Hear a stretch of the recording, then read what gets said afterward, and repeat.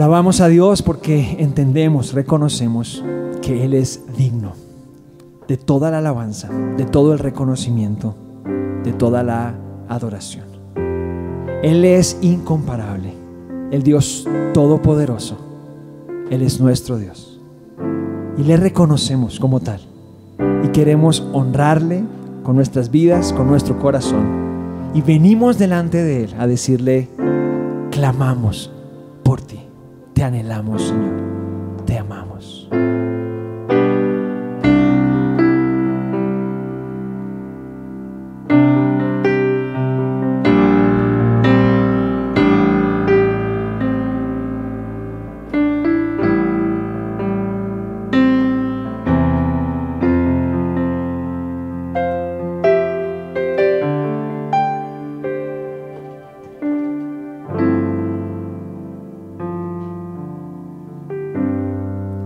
Al que está sentado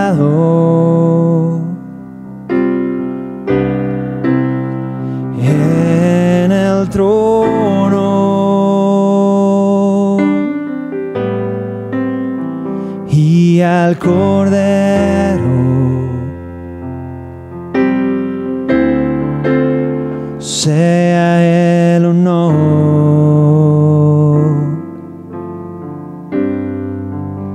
sea la gloria, sea la honra, sea el dominio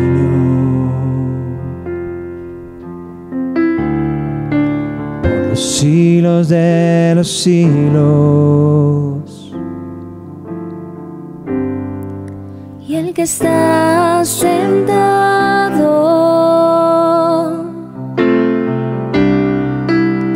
en el trono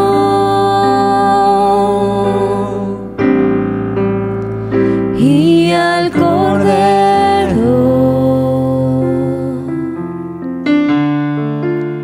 sea el honor,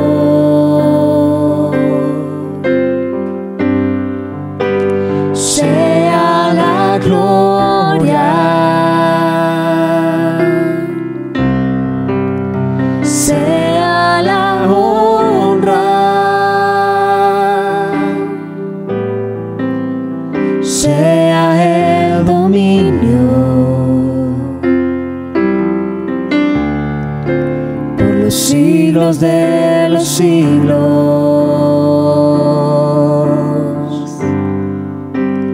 Poderoso Dios,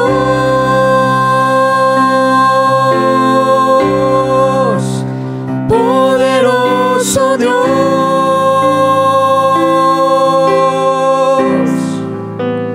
poderoso Dios, mi alma clama por ti, Señor. Al que está sentado, te anhelamos, Señor, en el trono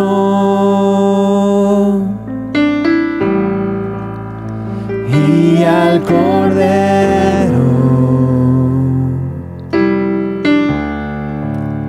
sea el honor, sea la gloria, sea la honra, sea el dominio por los siglos de los siglos.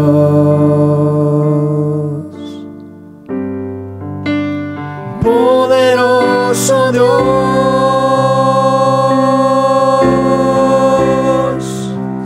poderoso Dios,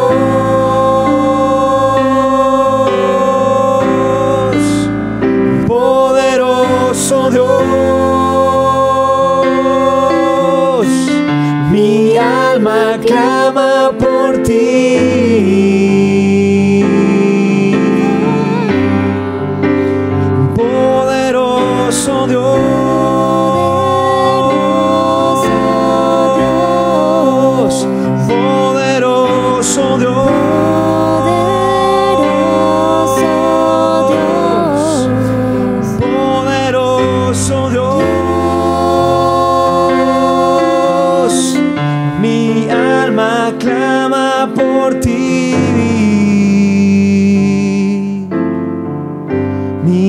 alma clama por ti. Mi alma clama por ti. Mi alma clama por ti. Mi alma clama por ti. Mi alma clama por ti. Mi alma clama por ti. Mi alma clama por ti. Mi alma clama por ti. Poderoso Dios,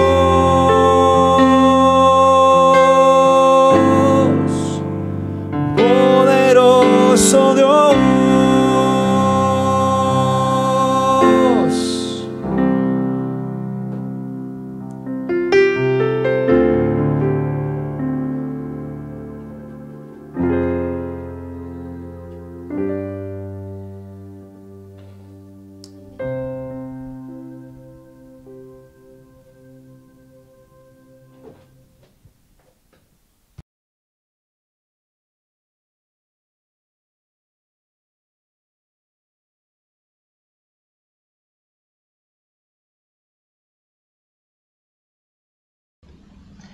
Hola Iglesia, ¿cómo están?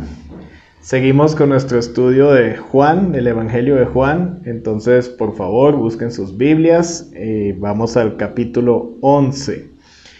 Habíamos visto en la enseñanza pasada que el Señor había sanado a un ciego y luego los fariseos y los líderes religiosos estuvieron buscando demeritar ese milagro, dando cualquier otra explicación, porque pues estaban en contra del ministerio del Señor Jesucristo.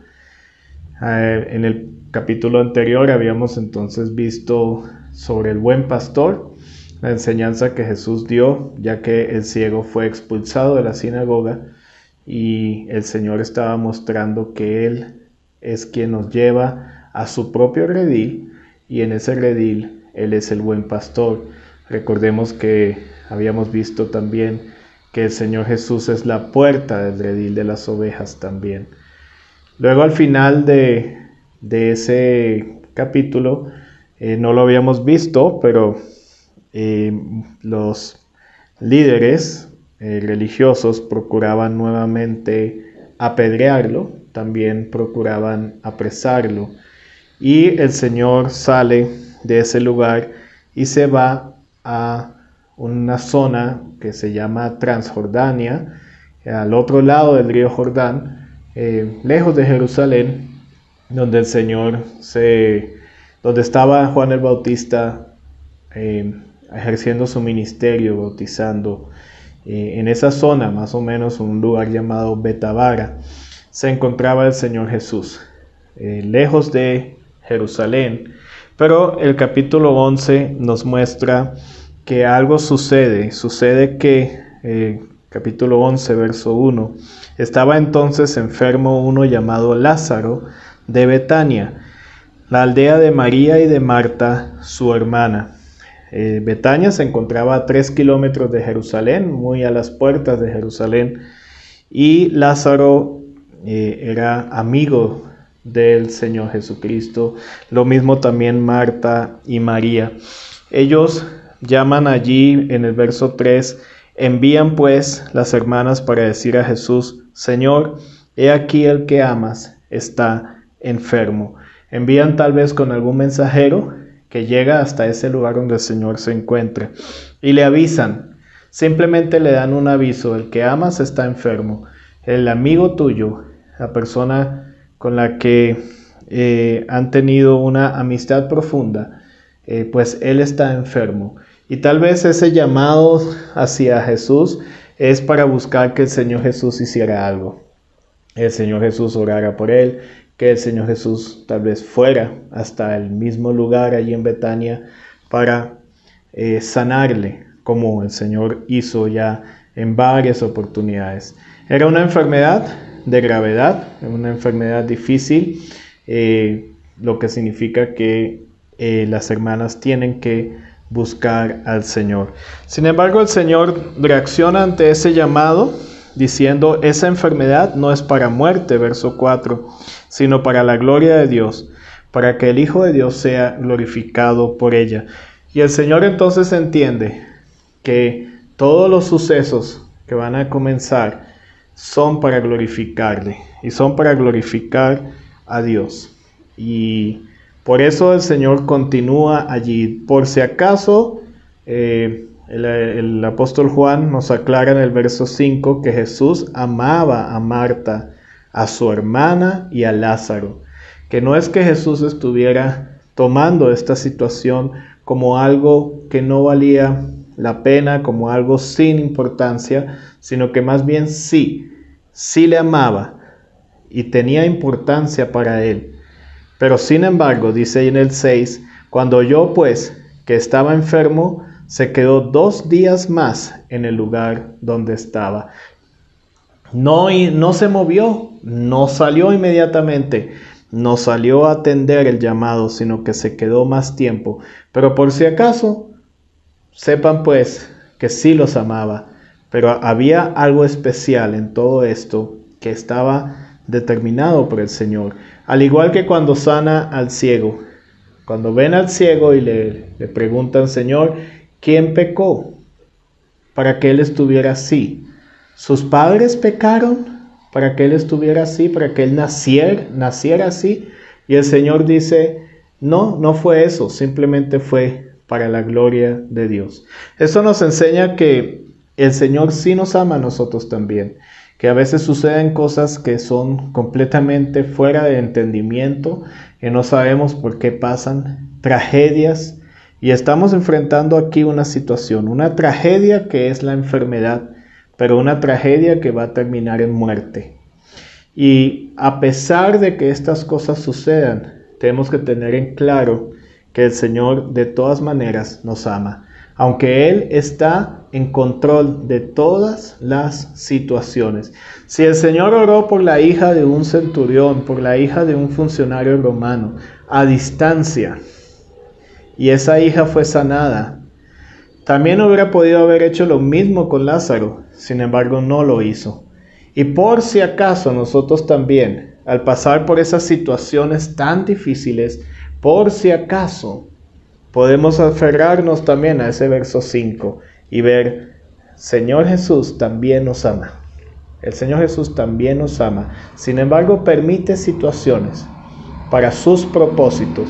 Todas las cosas nos ayudan a bien, dice la palabra. Y tenemos que reconocer eso en medio de todas las tragedias en las cuales podemos estar sufriendo y pensando y diciendo, Señor, ¿dónde estás? Luego entonces que pasan esos 2 días, de un momento a otro, verso 7, el Señor dice, vamos a Judea otra vez. Y sucede una situación difícil con los discípulos. Los discípulos inmediatamente reaccionan. Ahí en el verso 8 le dicen, ahora procuraban los judíos apedrearte y otra vez vas allá. Y según lo que vemos aquí, los discípulos estaban bien asustados, diciéndole al Señor, ¿vamos a volver a ir? Si estaban a un punto de apedrearte, ¿vamos a volver a ir? Había un gran riesgo volver allá a Betania a 3 kilómetros de Jerusalén. Y el Señor les contesta con el verso 9 que dice, ¿no tiene el día 12 horas? El que anda de día no tropieza, porque ve la luz de este mundo. Pero el que anda de noche tropieza, porque no hay luz en él. El día tiene 12 horas. Y lo que nos quiere decir este versículo es que andar en la luz es andar en la voluntad de Dios. Cada una de las cosas que hacemos debe estar bajo la luz. Debe estar en ese reflector que es la voluntad de Dios. Lo que no es voluntad de Dios es oscuro. Lo que no es la voluntad de Dios son cosas que nosotros mantenemos en la oscuridad de nuestra vida y en nuestro andar. Entonces necesitamos ir a la luz, necesitamos ir a la voluntad de Dios. Y la voluntad de Dios es servirle. La voluntad de Dios es hacer lo que Él desea para nosotros. Es dar su testimonio de Él, es mostrar su palabra. Y el Señor está diciendo, aunque hayan riesgos en Betania, aunque la situación sea difícil y tal vez quieran volver a apedrearnos, el Señor nos ha dado un día de 12 horas. Y es muy probable, y podemos ver que para el Señor Jesús ese día ya se estaba acabando.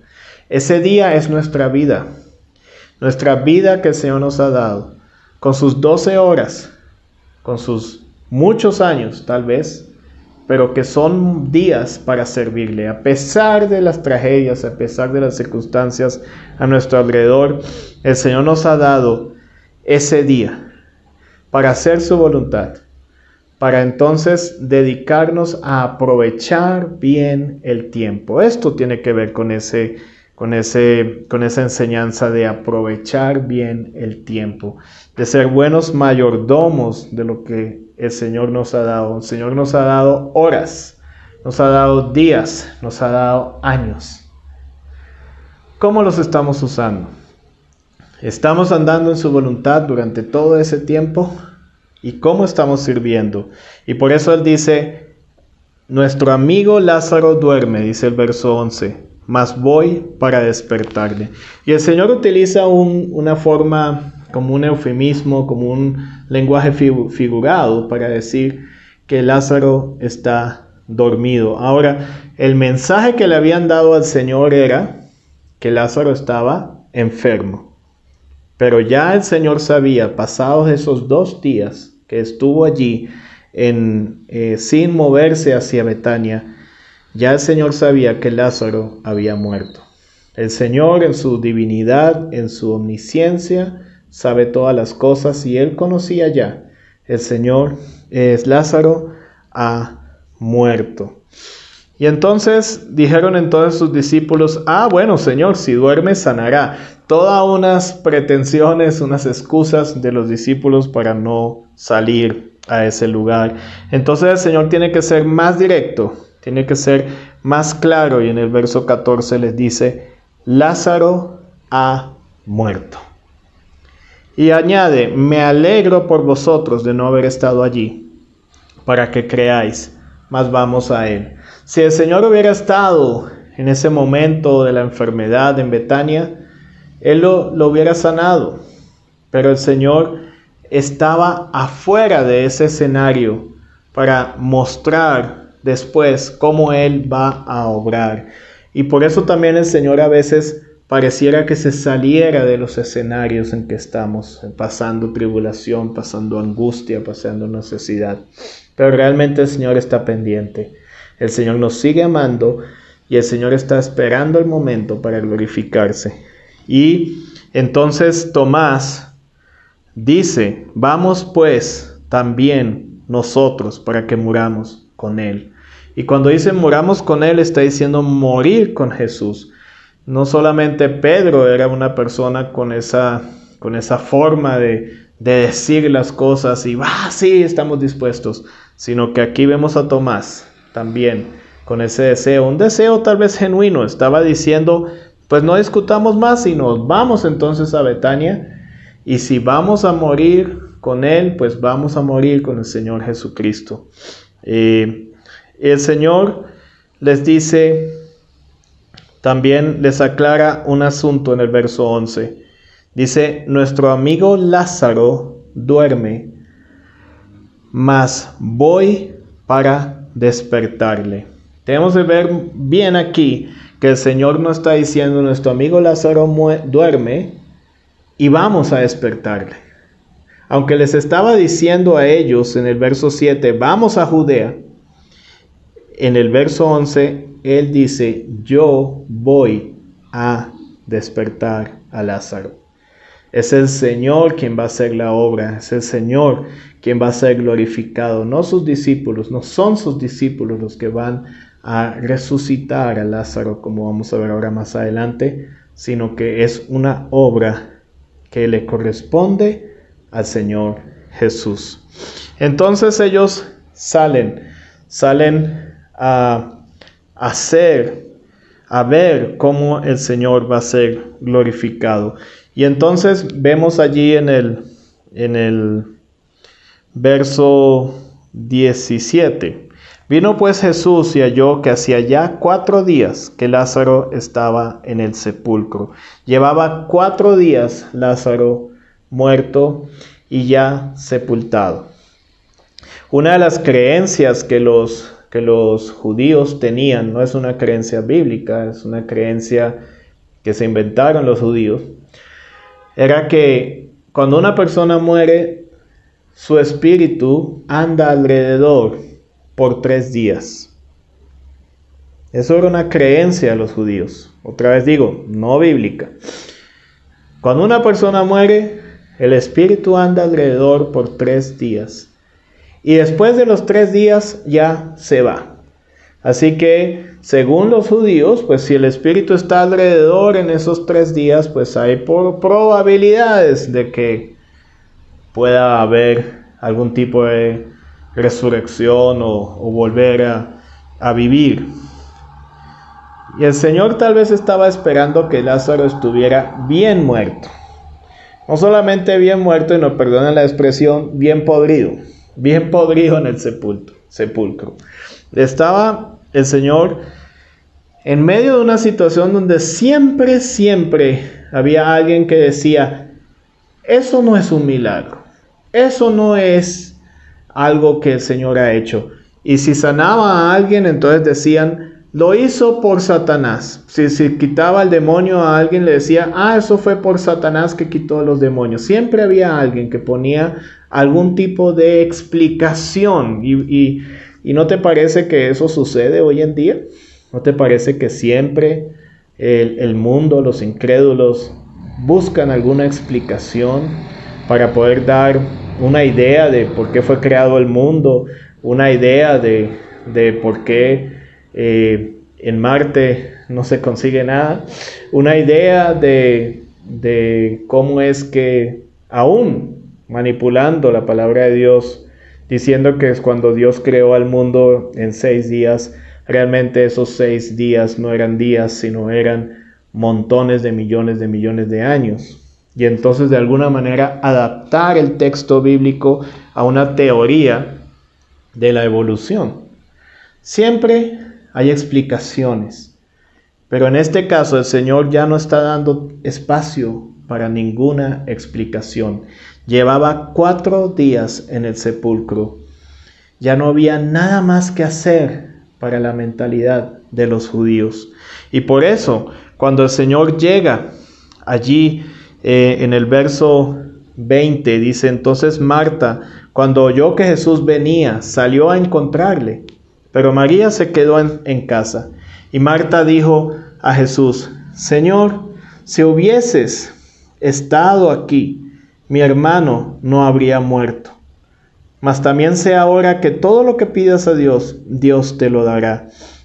Pero en alguna forma está diciéndole, ya para qué. Si hubieras estado aquí, esto no hubiera sucedido, pero ya en este momento, pues no hay nada más que hacer. Y el Señor le contesta con algo que lo dice de una manera muy afirmativa. Le dice ahí en el 23, tu hermano resucitará. Y Marta le dice, yo sé, sí, yo sé que resucitará en la resurrección, en el día postrero, en el último día. Ella está pensando de una manera escatológica, está pensando de una manera hacia el futuro, lo que la palabra de Dios explica al respecto. La resurrección de los santos que sucederá al final de los tiempos. Y entonces Marta le está diciendo, sí, claro, yo creo que Él va a resucitar. Nosotros a veces también tenemos esa fe, una fe muy, muy teológica, una fe que solamente está pensando en aquellas cosas que sí aprendimos, pero no estamos usando en el andar diario para creerle al Señor. Y en este caso, el Señor le está diciendo, tu hermano resucitará. Y está diciéndole, va a ser ahora, no en el día postrero, sino que va a ser en este momento a lo que el Señor se está refiriendo.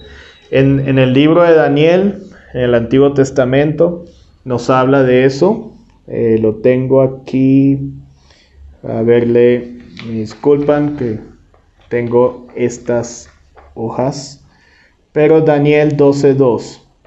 En algún momento quieren buscarlo, van a poder encontrar lo que Marta sabía del Antiguo Testamento sobre la resurrección de los santos. Y sobre esa ella entonces pensaba, pero el Señor le vuelve a decir en el versículo 25, yo soy la resurrección y la vida. El que cree en mí, aunque esté muerto, vivirá. Y todo aquel que vive y cree en mí, no morirá eternamente. ¿Crees eso? Y el Señor le dice, Marta, yo soy la resurrección. Yo soy la resurrección y la vida. Y lo que llama la atención aquí es que el Señor no le dice, yo soy la vida y la resurrección, sino primero hay que resucitar para verdaderamente vivir. O sea que esta vida que tenemos ahora en este momento no es vida. Esta vida que tenemos ahora en este momento es ese día en que andamos en la luz, que vimos ahí en el verso 9. Pero esta vida que tenemos en este momento realmente está esperando la resurrección. ¿Cómo es eso? Bueno, realmente la muerte es una maldición. La muerte es una consecuencia del pecado de Adán y Eva. Si podemos mirar ahí en Génesis capítulo 2, verso 17. Dice allí que si comieren del árbol de la el árbol de la muerte, si comieren del fruto de ese símbolo de la muerte, del bien, del conocimiento del bien y del mal, entonces quedarían separados de Dios. La palabra muerte significa separación. Separación de Dios. Simplemente es eso y nada más. La muerte física es una separación de nuestro alma y nuestro espíritu con respecto a nuestro cuerpo físico. Pero hay una separación mayor, que es una separación espiritual. Y las personas que hoy en día están sin el Señor, sin conocer del Evangelio de Cristo, sin creer que el Señor Jesús le ha salvado de sus pecados, esas personas en este momento se encuentran muertas espiritualmente. Se encuentran separadas de Dios. Muertas. No tienen vida. Tienen que volver a nacer, y eso lo vimos en el capítulo 3 de Juan, para que entonces puedan tener vida y vida eterna. Sin embargo, todavía estamos en este contexto de muerte en el que nos encontramos alrededor. Será al final, será cuando seamos resucitados, que el Señor nos dará esa vida completa, sin relación con el pecado, sin relación con esa maldición de la muerte. Todavía en este momento, aunque nosotros somos creyentes en el Señor Jesucristo, aunque hemos sido salvos, aunque en nuestra posición estamos en el cielo, sin embargo todavía estamos aquí en este mundo. Y estamos aquí en este mundo y estamos próximos a la muerte. Como alguien dice por ahí, lo único seguro es la muerte. Y la muerte es una realidad, esta muerte física. Pero para el creyente es diferente. Para el creyente, la muerte es otra situación. La muerte es para que nosotros podamos estar en la presencia de Dios. La muerte para nosotros es ganancia. La muerte para nosotros es liberación. Para el incrédulo, la muerte es lo peor. Para el incrédulo, la muerte es la perdición. Para el incrédulo, la muerte es pérdida de toda esperanza. Pero el Señor nos está llamando a que creamos que el Señor Jesús es la resurrección y la vida. Y el Señor está preguntándote lo mismo que le preguntó a Marta. ¿Crees esto? Y aquí el Señor le dice otra vez, yo soy. Hasta ahora, esa palabra se ha repetido muchas veces ahí en el Evangelio de Juan, varias veces. Se repite 8 veces. Hemos visto hasta ahora al Señor decir, yo soy el pan de vida. Juan capítulo 6, 35 al 48. También hemos visto al Señor decir, yo soy la luz del mundo. Juan capítulo 8, 12. También hemos visto al Señor decir, yo soy la puerta. Juan capítulo 10, verso 7. También le hemos escuchado decir, yo soy el buen pastor. Juan capítulo 10, 11 al 14. Y ahora el Señor nos dice, yo soy la resurrección y la vida. Él es todo eso. Mientras Satanás significa muerte, el Señor Jesús significa resurrección y vida eterna. Los que siguen a Satanás son aquellos que no creen en el Señor Jesucristo, y por lo tanto los que siguen a Satanás encuentran solamente muerte. Los que siguen al Señor encuentran resurrección y vida. Búscale, encuéntrale, lee su palabra, cree en lo que Él es. Él es el pan, Él es la luz, Él es la puerta, Él es el pastor de las ovejas, Él es la resurrección y la vida. La muerte, Efesios 2:1 dice que los que no creen en el Señor están muertos en delitos y pecados. También dice en Romanos 5:21, el pecado reinó produciendo la muerte. Romanos 6:23 dice, la paga del pecado es la muerte.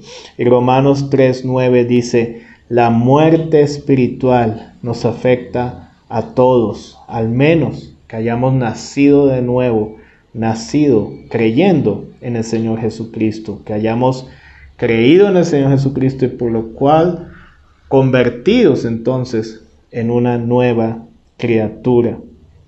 El Señor es la resurrección y la vida porque también Él nos vuelve a unir con el Señor. Y quiero que vean esta ilustración que fue lo que soñó Jacob en Génesis 28, 12 y 13. Él soñó con una escalera. La escalera venía del cielo, no de la tierra, venía del cielo. Y caminaban en esa escalera, bajaban y subían ángeles. La escalera estaba sobre la tierra, pero venía del cielo. Y ahí, en la parte superior de la escalera, estaba Jehová, estaba Dios, Dios Padre. Los ángeles subían, bajaban, había conexión entre el cielo y la tierra. ¿Sabes quién es la escalera? Que nos permite esa comunicación nuevamente con el Señor. Jesús. Jesús es la escalera que nos lleva al cielo. Cuando entró el pecado, cuando Adán y Eva decidieron no estar más apegados a Dios, cuando Adán y Eva decidieron ser independientes de Dios, ganarse su conocimiento del bien y el mal sin necesidad del Señor, y decidieron tomar de ese fruto que significaba todo aquello, y decidieron creerle a Satanás, quien es el que lleva la muerte, decidieron creerle a él y no a Dios, entonces ellos sellaron su destino y con ellos todos nosotros fuimos sellados a un destino de muerte. Y esa es la consecuencia de todo eso que estamos viendo ahora. Es consecuencia de aquello: enfermedades, muerte, maldad, tristeza, injusticia. No es culpa de Dios, es culpa del hombre, es culpa de su separación de Dios. Se cortó la comunicación con Dios. por causa del hombre.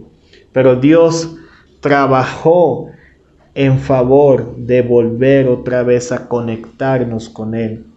Y por eso ese sueño de Jacob, esa escalera es Jesús. Por eso Él dice, yo soy la resurrección y la vida. Y entonces Marta se va, busca a María, María vuelve y María también se encuentra en una situación semejante. Ahora, cuando Marta llega a la casa, María se encuentra allí. María, que era alguien que adoraba al Señor, que le buscaba, se encuentra en una situación así como ensimismada, como triste de haber perdido a su hermano, y la tristeza de la muerte, que es agobiante, que es una cosa terrible, es una maldición. Y ella se encuentra en esa realidad allí afectada, y toda la gente que había venido, amigos, cantidad de personas, los entierros judíos eran multitudinarios y había mucho llanto, desproporcionado, no como el estilo nuestro, que uno va a una funeraria y mientras tanto todo el mundo toma tinto y hay oportunidad hasta de saludar a quien no habías visto. No, en esta situación realmente la gente lloraba con la persona que lloraba, de manera angustiante, de manera triste. Eran unos gritos de dolor. Aún tenían la costumbre de contratar personas que vinieran a llorar más duro todavía. Y había toda esa gente allí, y llega Marta y le dice, María, el Señor está aquí. Y María se levanta y sale, y la gente está, podemos verlo allí en el verso 29. Ella, cuando lo oyó, se levantó deprisa y vino a él. Jesús todavía no había entrado en la aldea, sino que estaba en el lugar donde Marta le había encontrado. Entonces los judíos que estaban en casa con ella y la consolaban, cuando vieron que María se había levantado deprisa y había salido, la siguieron diciendo, ¡ay, va al sepulcro a llorar allí! Pero en vez de ir al sepulcro, se fue donde Jesús. Y eso también nos da una clara enseñanza de a dónde debemos ir cuando perdemos a un ser querido. ¿A dónde tenemos que ir cuando nos enfrentamos con la muerte de alguien que queremos? María fue donde Jesús. No fue al sepulcro, fue donde Jesús. Y también dedicó todo aquello que le lastimaba allí delante del Señor. María, cuando llegó a donde estaba Jesús, al verle, se postró a sus pies y le dice lo mismo que le dijo Marta: Señor, si hubieses estado aquí, no habría muerto mi hermano. Y entonces el Señor le dice, al verla llorando, y a los judíos que la acompañaban también llorando, se estremeció en espíritu y se conmovió. Y esto es una de las cosas más hermosas del Evangelio, donde podemos ver al Señor Jesús conmovido con la lucha que todos nosotros tenemos con la muerte, con esa consecuencia del pecado. Y al verla a ella llorar, y al ver a todos los demás que le acompañaban llorar, el Señor se estremece y se conmueve. Se conmueve es que se sacude por dentro, pero esta palabra estremecer en su idioma original, en el griego, no es tan fácil de traducir. Por eso la Nueva Traducción Viviente trata de atinar un poco más con la palabra original al decir se enojó. Y realmente es esa palabra, más que estremecer, es enojarse. Vemos a todo el mundo llorar, y a Marta llorar, y a María llorar, y el Señor enojarse. Y uno dice, pero ¿qué se va a enojar? O sea, ¿se enoja porque estamos llorando? ¿No podemos expresar nuestros sentimientos? No es por eso. hay algo muy sensible aquí que me encanta ver, porque es la manera como Dios nos ve a nosotros envueltos en esa maldición del pecado. Dios se enoja con el pecado, pero Dios se enoja con esa consecuencia del pecado. Dios es enemigo de la muerte, porque Él es vida. Él es vida. Y esa palabra enojar es un enojo interior que en otras traducciones, como la traducción en inglés, utiliza una palabra como que hizo un ruido dentro de sí. Ese enojo se nota cuando hace y esa palabra estremecer es como si el Señor estuviera viendo toda esa situación y de pronto hace como mostrando esa indignación por la muerte. El Señor no quiere la muerte del impío. El Señor no quiere la muerte. Es una situación indignante y por eso Él se ofreció para morir por nosotros, para que pudiéramos resucitar. Y luego entonces dice, ¿dónde le pusieron? Y claro que el Señor sabía dónde le pusieron, si hasta sabía que había muerto estando lejos. Y le dicen, Señor, ven y ve. Y llegan hasta el sepulcro y encontramos otra de las cosas maravillosas del Evangelio y de esta historia tan maravillosa que está en el versículo 35, que es el versículo más corto de toda la Biblia. Dice, Jesús lloró. Dios Emmanuel, Dios que vino a ser hombre, ahora siendo hombre, muestra en su humanidad lo que Él piensa, lo que Él actúa en su divinidad, y llora. Otra versión dice como si fuera Jesús se echó a llorar. En ese momento Jesús llora. No es un lloro como de gritos, sino es un lloro más de sentimientos, más como tranquilo, pero evidente para todos los demás, porque los demás decían, mirad cómo le amaba. Pero no creo que haya sido por ese amor a una sola persona, Lázaro, sino es la reacción del Señor ante la muerte. No es la voluntad de Dios. Fue algo que nosotros decidimos. No es la voluntad del Señor que muera el impío, que muramos. Es el Señor quien quiere. Por eso Él está allí diciendo, yo soy el mismo Dios que aparece en Éxodo diciéndole a Moisés, diles que yo soy te ha enviado. Ese yo soy la resurrección y la vida.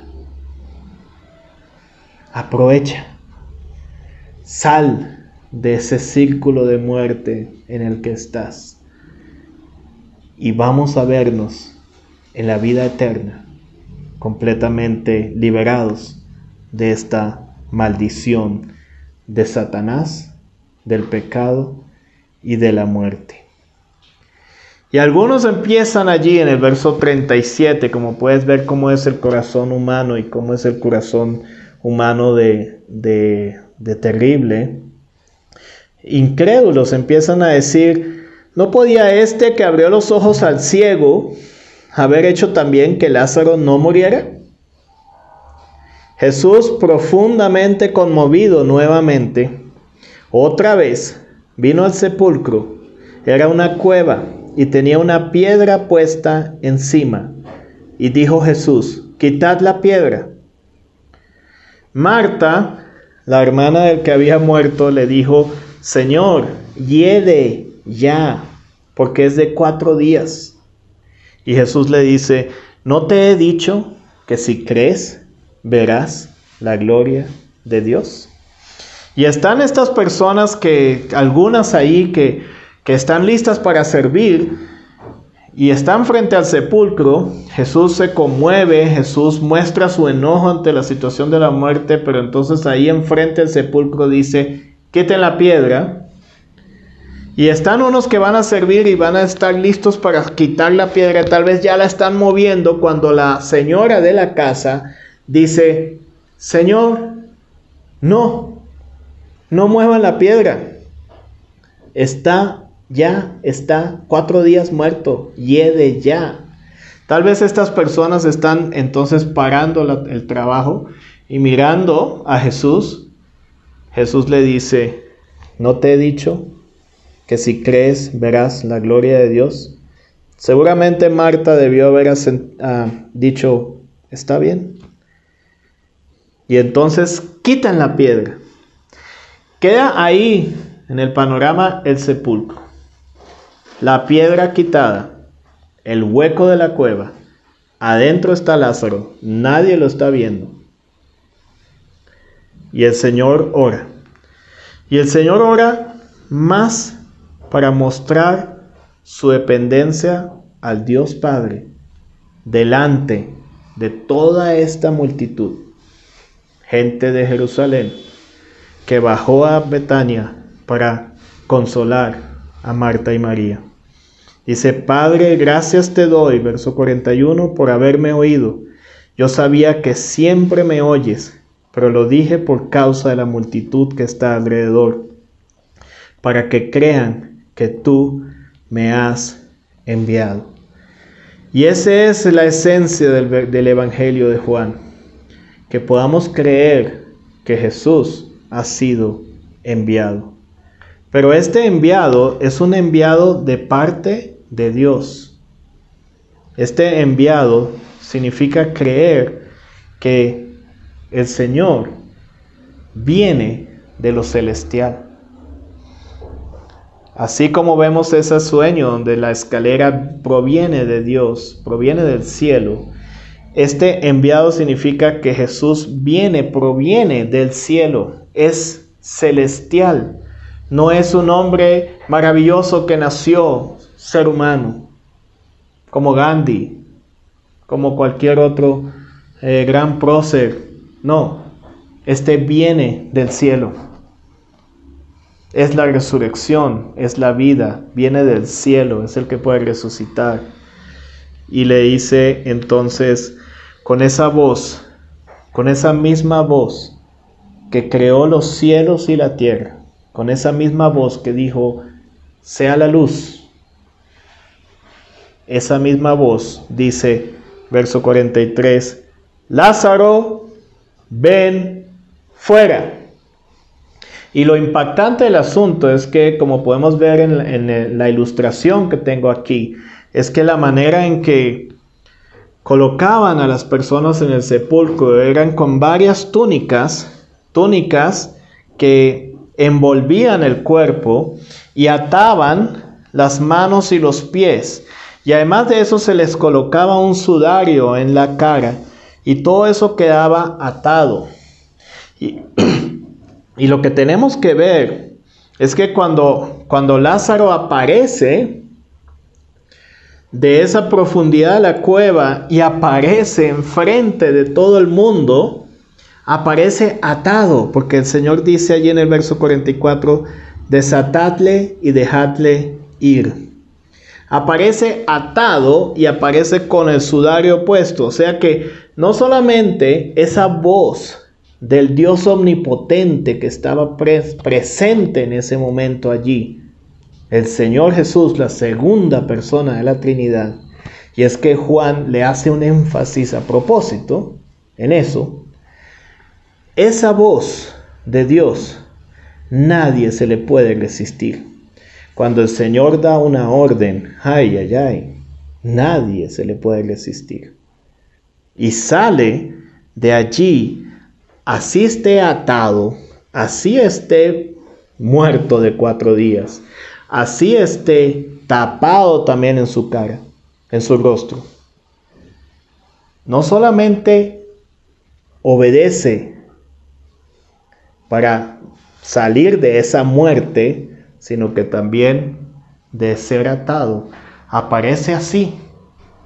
No, yo siempre pensaba, sí, él resucitó, ¿qué pasó? Y salió a la cueva. No, el Señor lo hizo salir porque el Señor le dice, Lázaro, ven fuera.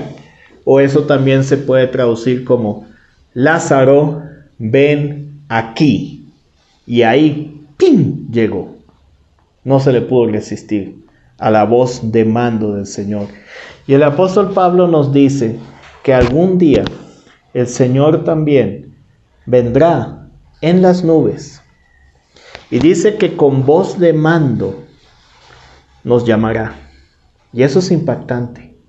Nos llamará. Y los que estén muertos resucitarán primero.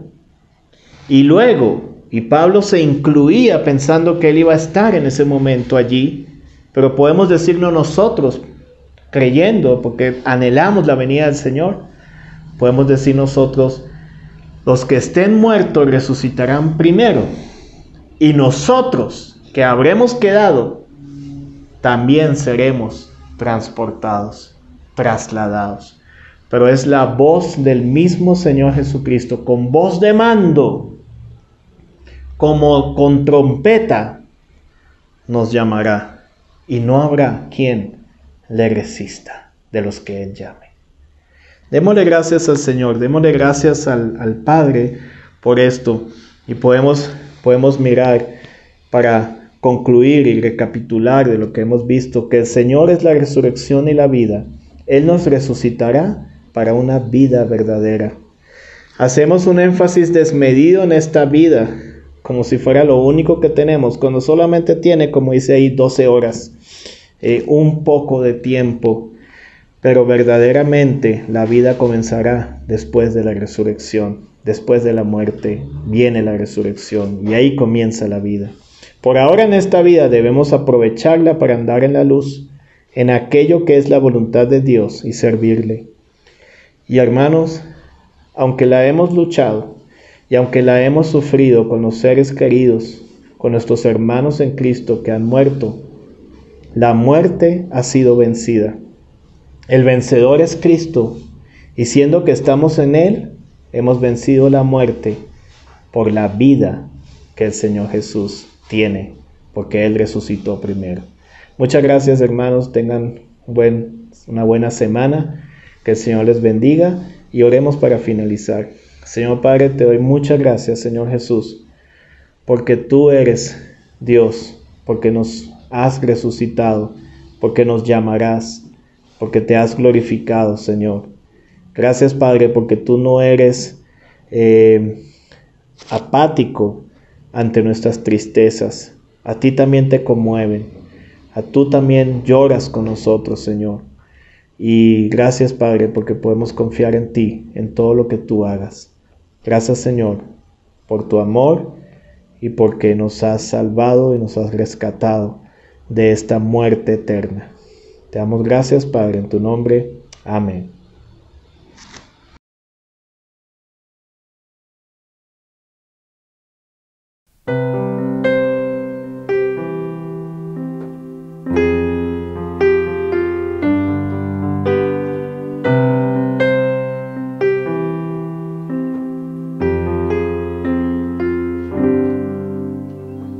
Quiero expresar mi gratitud a ti, que me has dado todo. Una oración no bastaría, ni el tiempo de toda una vida. Es más que palabras,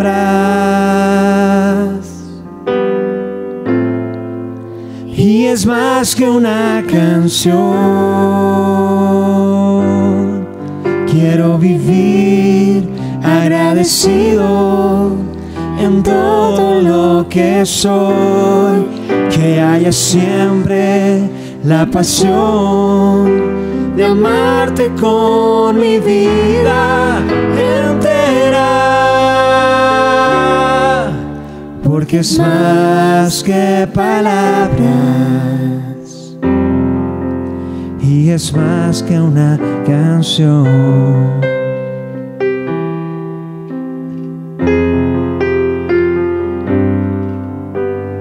Quiero expresar mi gratitud a ti, que me has dado todo. Una oración no bastaría, ni el tiempo de toda una vida. Es más que palabras, y es más que una canción. Quiero vivir agradecido en todo lo que soy, que haya siempre la pasión de amarte con mi vida entera, porque es más que palabras y es más que una canción. Vivir agradecido en todo lo que soy, que haya siempre la pasión de amarte con mi vida entera, porque es más que palabras y es más que una canción.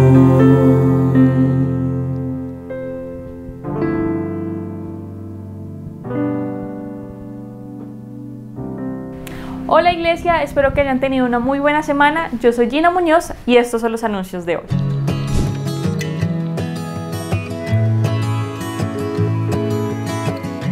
Familia, les recordamos que estamos en campaña de oración por nuestros hijos durante el mes de marzo.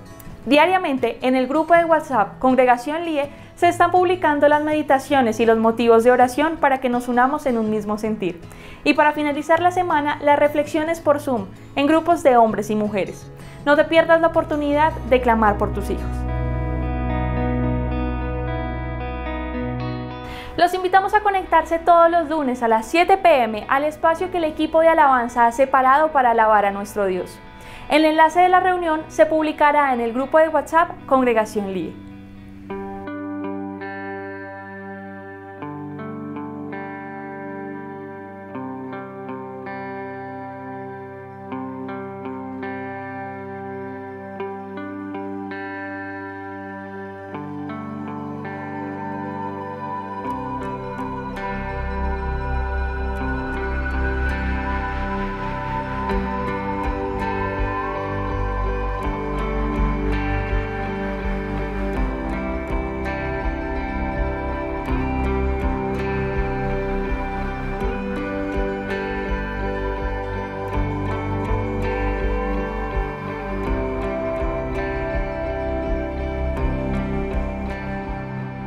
Hace un mes iniciamos nuestros planes de lectura.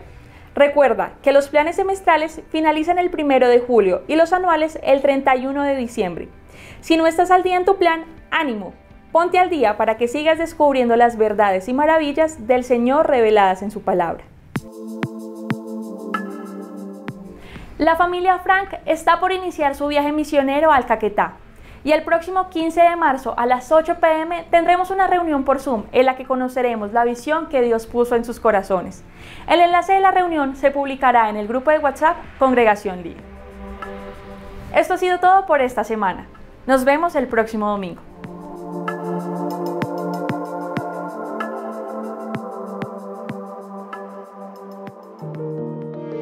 Gracias a todos por acompañarnos en nuestra reunión de hoy. Esperamos que este haya sido un tiempo de edificación y alabanza a nuestro Dios. Los animamos a seguir perseverando en la búsqueda de la voluntad de Dios y la verdad revelada en su palabra. Si aún no te congregas y quieres saber más de nuestra iglesia o participar de todas nuestras reuniones, contacta al número que aparece en la descripción de este video. Dios los bendiga.